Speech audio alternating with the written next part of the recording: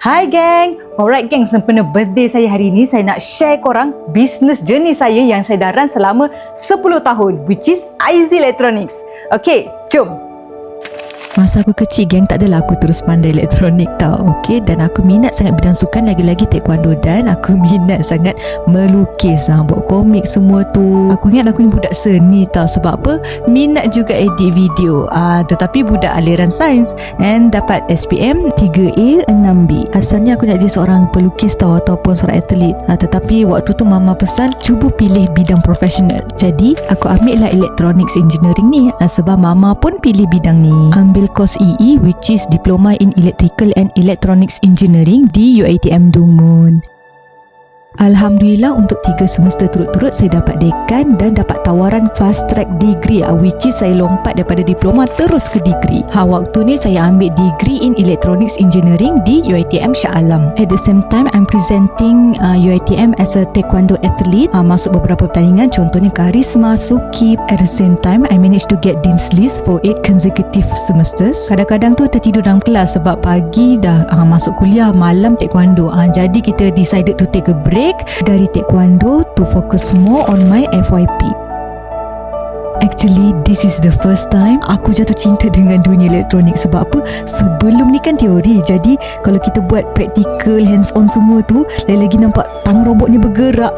Satu nikmat yang aku tak boleh nak cakap. Alhamdulillah, FYP saya menang nombor 1 dalam pertandingan inovasi. Selepas tamat degree, aku teruskan minat aku, which is electronics, dan ini adalah Instagram IZ pada tahun 2016. Mula dengan modal RM200 untuk beli soldering iron dan peralatan yang lain. Semuanya bermula daripada rumah, daripada bilik aku sendiri. So ini adalah salah satu highlight projek aku, which is wireless chess.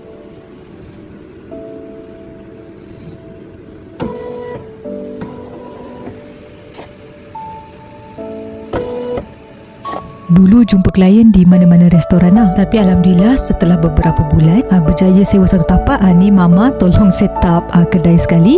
Ini adalah permulaan kedai IZ Electronics.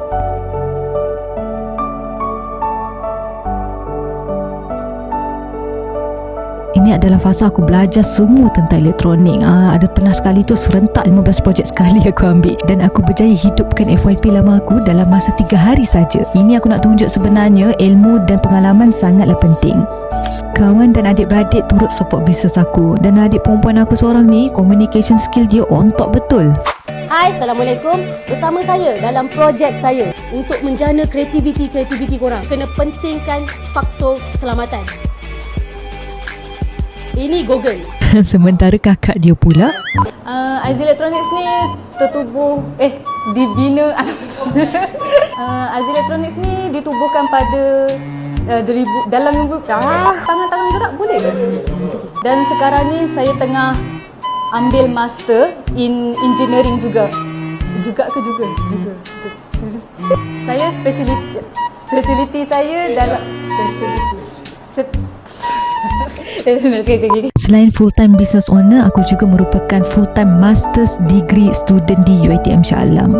Dan ketika ini aku dapat secure satu kedai, dan kapet dan juga kaunter kita pasang sendiri. Ini adalah wajah baru lab dan dah ada signboard sendiri. Hi gang, welcome to IZ Electronics. Sejak daripada situ banyak projek yang kami terima, dan ini adalah salah satu projek besar jugalah pada ketika itu. Setiap IC ni ada 8 LED. So 8 LED, 8.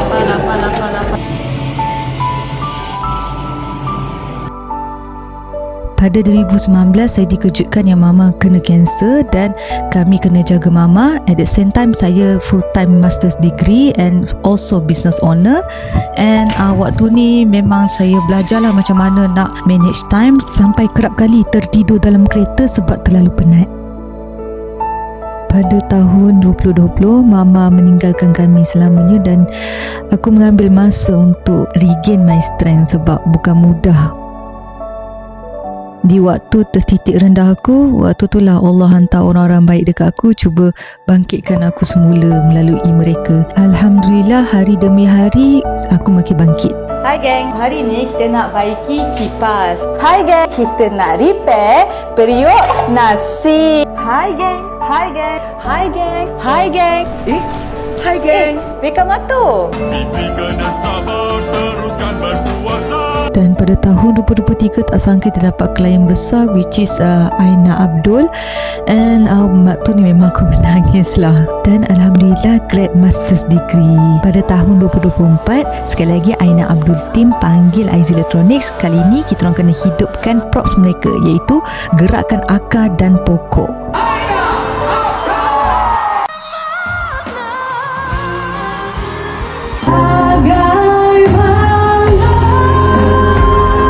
Moving forward, IZ Electronics dijemput oleh Maker Fair Surabaya for international exhibition di Indonesia. Actually, this is our first time for international exhibition yang kait dengan teknologi. It was so fun. We made a new friends there also, and hopefully kita akan datang ke sini sekali lagi. Also, we organize fashion technology competition at KLCC, first in Malaysia, hasil kolaborasi dengan MDEC. This was our first competition and it was a huge success. Another highlight project is kita buat fake bomb system untuk Nade NASA. Pada tahun 2025, first time kita dapat international client, which is Aisyah Aziz.